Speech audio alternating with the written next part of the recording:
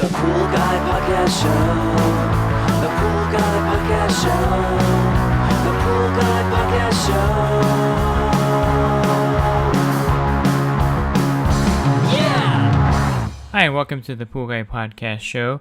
I want to thank all of you that have been listening to the podcast Monday through Friday, and this is episode 400.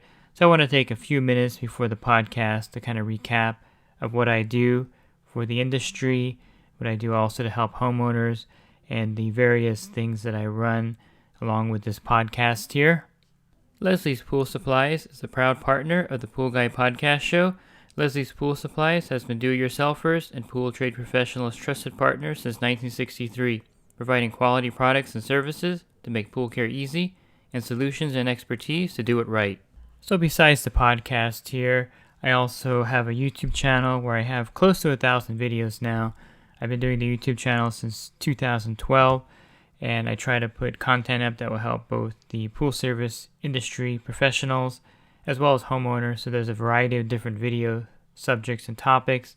Since I don't work for any manufacturer in particular, I can be unbiased. So if you want a recommendation on a cleaner, a pump, a filter, anything that's pool related, I can give you my honest opinion of the product, which is a good thing in the industry. I think that I'm not tied to a particular manufacturer or chemical company, that I can be unbiased with my opinions, with the videos.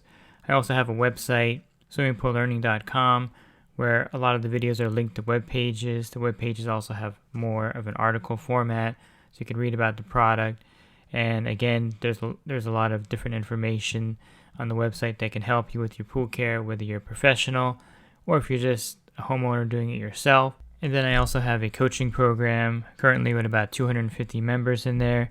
And this program is to help those starting out, those who have been doing service for a while that want to connect with other guys and gals, and just anyone who wants to enhance their pool service business.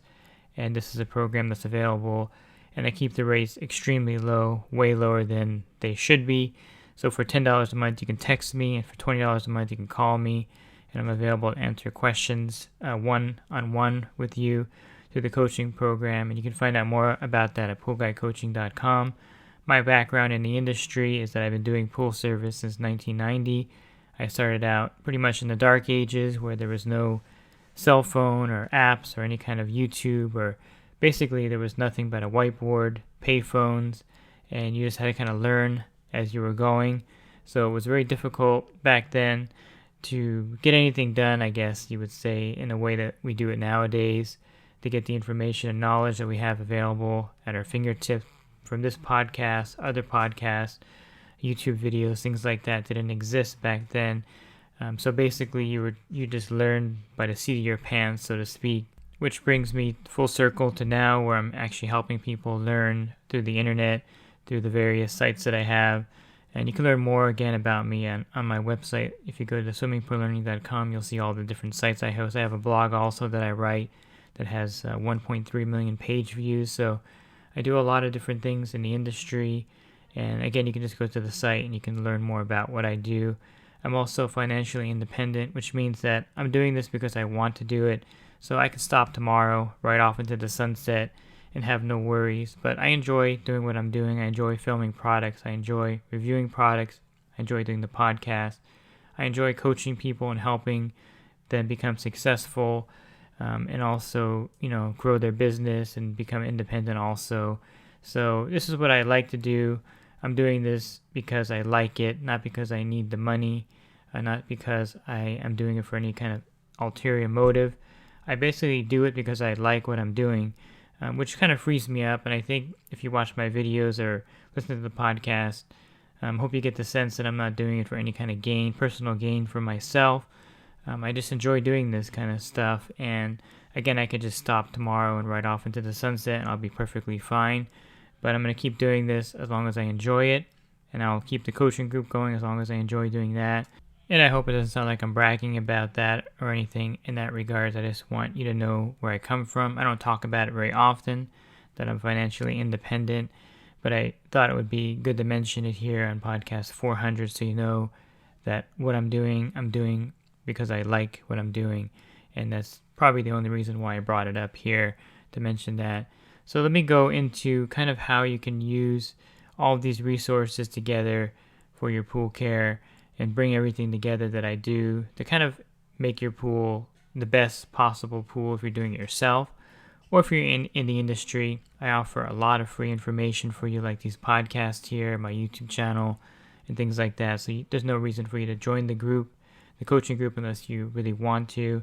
I gladly answer emails. If you email me and you're in the industry or you're a homeowner, I try my best to answer every single email. The only ones I really don't get to very often are the ones that are like an essay or a book where they have paragraph after paragraph of questions, or maybe itemized questions 1 through 10.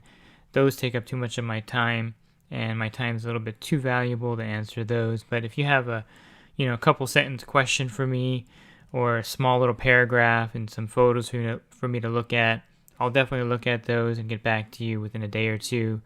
No, not a problem at all. Again, I just emphasize that the ones that are like a book or an essay, I just don't have time for. And you can email me directly at david@swimmingpoollearning.com, and I'll be able to help you. If you want me to help you pick a cleaner or equipment or look over certain things, I can do that for you free of charge, no problem. And again, to bring all the information together to help you with your pool care, I really suggest that you get some basic information about what it is to have a pool and what you're trying to achieve by having a pool. And this applies to the pool professional out there when you're doing multiple accounts. What is the end game or the goal of pool care? And I think the number one thing you have to keep in mind is that a pool is an unnatural body of water. Basically, the natural state of water is what you see out there in a lake or a swamp or a pond. It's not what you see in someone's backyard where it's pristine and blue. So the number one thing you have to keep in mind is that you want to keep your pool safe to swim in. And that's really key, because you don't want anyone to get sick swimming in the pool. You don't want your family to get sick swimming in your pool. You don't want anyone to get an ear infection or an eye infection or get really sick with any kind of disease or virus. So the important thing out of everything you're doing, whether you want the pool to look clean on the surface or on the bottom, or if you want your pool to look clear, the number one thing you're focused on is that, is this safe to swim in? And that, I think, should be the number one premise of pool care.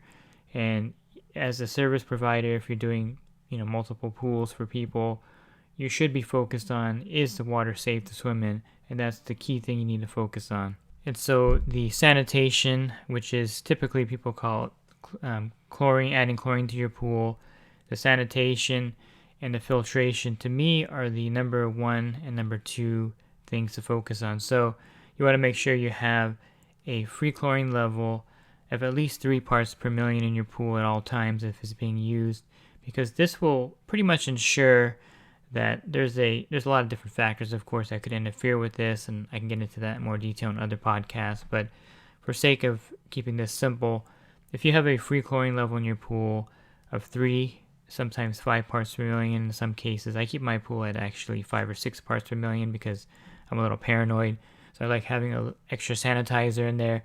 But basically, the higher the chlorine level, typically the more effective or faster it will act in your pool. Of course, there's factors like pH and other things in there that will interfere with it, but as a general rule, if you have a chlorine level of 3 parts per million in your pool or greater, the pool will be safe to swim in, especially if you're just a residential pool owner, or if you service residential pools and doesn't get a lot of use from a lot of different people swimming in it, or there's not a lot of babies in there with diapers on, things like that you would find in a commercial setting.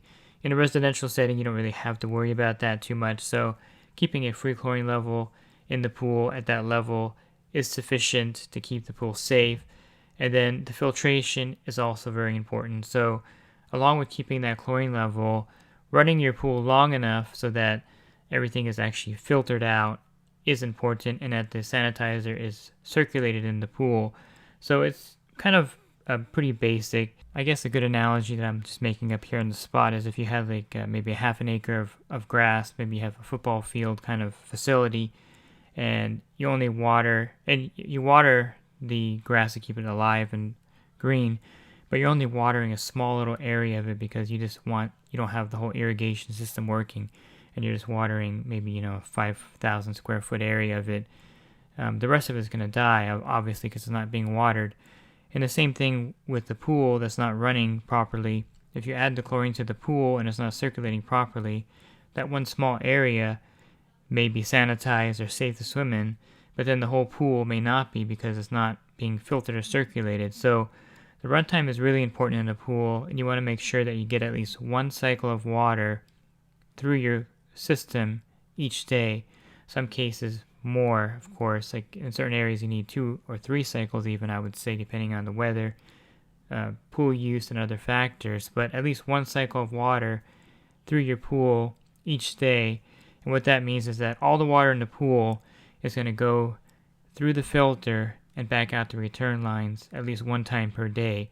And this will allow, or pretty much guarantee, that the water is safe to swim in, because you're filtering out elements and you're also circulating the sanitizer into all the water. Very important to have that circulation along with the sanitation. Otherwise the pool, even though it may look good, may not be safe to swim in.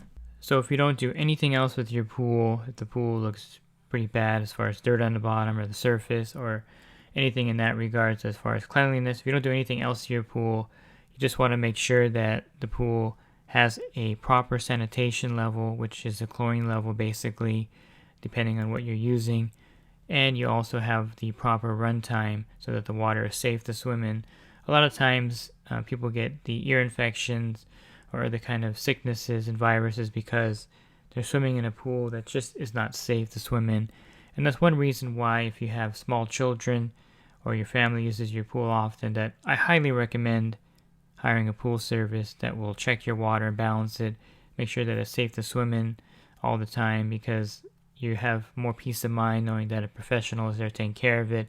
If you don't have the time to do it yourself, there's a lot of guys out there and gals out there that do this for a living, and they'll keep it looking good. It's kind of like having your grass maintained by yourself and then having the lawn next door maintained by a professional gardener. There's quite a difference in most cases, but not always, but just as a rule, that the professional lawn will look a lot better in most cases. And same with the pool. If you hire the right company, you're going to have a safe to swim in pool all the time. And our primary job out there is not actually to keep the pool clean, although that is part of what we do, but we're only there for 20 or 30 minutes, so we can't keep it clean all week long. The primary job of you hiring us is to make sure that the water is safe to swim in, and that's what we should be focused on, and that should be one of the things that's primary to the pool service industry, and not necessarily the cleanliness of the pool every week, although that is part of what you're hired to do, of course, but you can't guarantee that 20 minutes later the wind's not going to blow and it's going to get dirty again. Our primary job is to make sure that the water is safe for your family to swim in. So in order to make sure that your pool is safe to swim in, you should do a complete water test at least once per week. And there's, of course, various ways of testing your water. You can use test strips, which are okay, but I don't recommend doing that on a regular basis. You can do that, I guess, to spot check it. But really, a reagent or a photometer tester are the two best test kits you can get, just to make sure that the water quality is accurate. You can also take your water sample into a pool store, of course. That's not a problem. But I think if you're doing it yourself, you do want to invest in a good test kit. And I personally like the photometer. I call them photometers also. But the photometer test kits, I think, are the best, because what they do is that they take the reagent, whatever the liquid form, test strip form, or tablet form, and then you would put it into the meter, and it will give you the reading based on the light spectrum of the reagent that is reading. And so one reason why these are much more accurate is because it takes the guesswork out of it, so you don't have to kind of match the color. Not to say that the Taylor 2005 and 2006 test kits are no good. There's just some user error sometimes, and there's also the fact that you have to actually look at the color and kind of match it up to the level of your pool. And since the chemistry, the sanitizer level is so important in your pool, I think it's key to have a test kit that can actually measure it specifically as far as, is there enough free chlorine in the pool.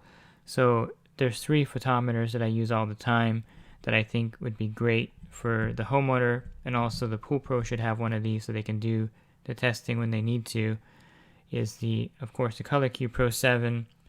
The new version is the Color Q Pro 7 2X, which is a great photometer that can give you spot on free chlorine, and then you can do a test for total chlorine, which will give you your combined chlorine. And basically combined chlorine is the chlorine that's being used up in the pool, and you kind of need to know that level too. So there's more than just free chlorine in your pool, of course. You have to know the combined chlorine to make sure that the free chlorine level is actually what it's telling you. Again, that's getting into more complicated territory, but basically these photometers will give you your total chlorine in your pool, which is what you want. And the Color Q is a great one. I really like what I think is an underrated test kit is the SenSafe ITS Exact Pool or iDip. These are also great photometers. And then the Pool Lab 1.0 is also one that came over from Germany last year, and it does a really good job with the free chlorine and total chlorine reading, as well as the pH. So the pH is also a critical factor because the pH level in your pool can determine or is a factor in how effective the chlorine is or how fast the chlorine acts in the pool. So the lower the pH, the more effective the chlorine is in your pool. The higher the pH, the slower it reacts in your pool. And then, of course, there's the factor of cyanuric acid, which I can cover briefly here, is that the higher your cyanuric acid level in your pool is, the slower the chlorine works in your pool. So if your cyanuric acid level is above 100 parts per million, the chlorine is going to work less effectively than if it was at 30 or 50 parts per million, which is the recommended range of the cyanuric acid. The reason why you have cyanuric acid in your pool is to protect the chlorine from being burned up by the sun's UV rays. And in the summertime in my area, the UV index is really high, so you need to have cyanuric acid in your pool at the minimum level of 30 parts per million so that the chlorine is not burned up in 2 or 3 hours. So you may be wondering, how does your cyanuric acid level get to 100 parts per million or 200 parts per million in your pool? The number one way it gets that high is through using too many of the 3-inch trichlor tablets, and about half the weight of the trichlor tablet is cyanuric acid. So if you have a 50-pound bucket of trichlor tablets, 25 pounds of that roughly is cyanuric acid. And as you know, if you study cyanuric acid, it doesn't evaporate out of the pool. The only way to get rid of it is to do a partial drain or a full drain of the pool. And so the more cyanuric acid you add to your pool, the more water you have to drain out of the pool. So it's not inherently bad to use tablets. Just be aware of the fact that you're adding more and more cyanuric acid to your pool, which makes it much more harder for the chlorine to work effectively, which makes the pool a little less safe to swim in because the kill time of the chlorine is reduced because of the high cyanuric acid. So it is a little bit complicated, this pool care stuff, but if you do the research and if you study it and if you kind of know some of the rule of thumbs out there in the industry, you can handle it pretty easily. It's just sometimes daunting because there are a lot of factors that cause different things to happen in pool care. It's kind of almost like, anything you do. If you're a mechanic, you know that there's a lot of factors in the way your car runs that affects the car itself. Like, for instance, my truck, I had to get a new engine put in at close to 200,000 miles, 180 or something, roughly like that. And the reason why my engine actually cracked, and the reason why it did that, my mechanic told me, is that the truck is not meant to be run on the back streets and not have a long run in between turning it off and on all the time. I've actually went through 4 starters in my truck over the last 15 years because I keep turning it on and off all the time. And so these factors play into the fact that my engine didn't last as long as other engines would last. I have friends with trucks that have 300,000, 400,000, but they do a lot of freeway driving. They don't do a lot of driving like I do. So these are all factors that affect the longevity of my truck. And the same thing with the pool. There's a lot of factors that will affect the longevity and effectiveness of the chlorine in the water, be it the fact that you have phosphates in the pool, or you have a heavy bather load, or if you have pets swimming in it, if you're adding not the right amount of chemicals, or using not running your pool long enough. All these factors affect the sanitation level in the pool. So you have to kind of know all of this to take care of your pool properly. Again, that's why I kind of say that if you can afford it, hire a pool service company to maintain your pool, because it does become very complicated if you don't know what you're doing, and your pool can turn green or get algae very quickly. So, and of course, my resources can help you with your pool care. If you refer to the videos or the website or these podcasts here, can definitely help you. And you can, of course, email me at david@swimmingpoollearning.com, and I can help you also directly that way. I guess my overall point is that even though it seems like it's something simple to maintain, there is some knowledge that you need to have, and you can't look at your pool as something or take it for granted that you can take care of the pool, because again, the number one thing you have to be aware of is that you want to make sure the pool is safe to swim in. If no one ever goes in the pool, there's not much worry about it.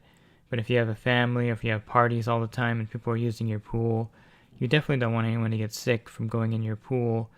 I guess there are some signs that your pool is not safe. The first one I'll go over just briefly here is cloudy water. If the water is cloudy, generally that means that things aren't running properly. Either the filtration is not running long enough, or the chemistry is out of balance. And so I would advise you not to swim in a pool with cloudy water. And then, of course, if there's any kind of animal waste or human waste in the pool, it becomes extremely unsafe to swim in that pool. Any dead animals in the pool would make it very unsafe to swim in. And these are kind of like obvious things. If you have ducks swimming in your pool and their waste is getting in your pool, these are very obvious signs that your pool is not safe. But a pool could look crystal clear and still not be safe, because the chlorine level may not be high enough, or the pool may not be running long enough. So I've been to many pools that look good, but they have no chlorine in them. And you can kind of smell the combined chlorine. It has like an ammonia type smell to it. If you ever go to a hotel and you walk past the pool and you smell that kind of ammonia Windex kind of smell, and I always hear people say, wow, that pool, I can smell the chlorine. You're not actually smelling the chlorine, because chlorine has no scent at all. You're smelling the combined chlorine, which is not a good thing. So if you do smell any kind of chemical like that, chances are the chlorine is not that effective or highly effective, because it's got some combined chlorine is what you're smelling. So be aware of that. And again, I don't want to scare you away from your pool care. Definitely not. I think you can definitely handle it as a homeowner with the right knowledge. Like anything, my son does a lot of 3D printing, and it took us a long time to get to where he is now, where he's actually running 3 different 3D printers. He has a small little side business of printing stuff for the industry. And, at first, he just couldn't even get the stuff off the build plate, and couldn't get the filament right, couldn't get the program right. All of this takes knowledge and time. And so the same thing with pool care. When you start out, it's going to be very daunting. But as you get to know and get familiar with taking care of your pool, or doing the pool business as a living, things will get easier for you.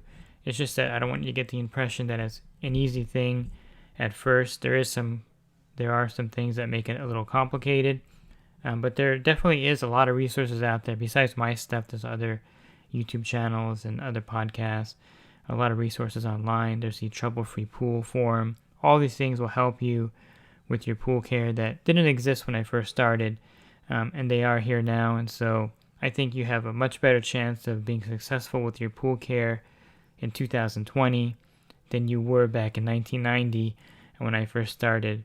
It just seems like there's more knowledge. There's definitely more minutia as far as chemistry knowledge than there was in my era, and I'm learning new things all the time. There's a lot of different enhancers available now that weren't available back when I started, or weren't talked about a lot. Like you have the borates you can add to the pool. You have the Pool RX. You have the Nature 2 mineral system, and then you have phosphates removers and enzymes that are really popular. And I can go on, but I think I'll stop here. And you can refer back to the 400 podcasts that I have recorded. I cover a lot of this material in the podcast. I even have a podcast index available to you. If you go to my website, swimmingpoollearning.com, you click on the homepage, scroll down, and you'll see a podcast index tab. Click on that, and I have all the podcasts that I've recorded by subject there, so you can actually easily find something on chemistry or on automatic cleaner or on filtration. They're all indexed there for you because there's 400 of them, so I figured it'd be hard to find one unless I had some kind of index system created.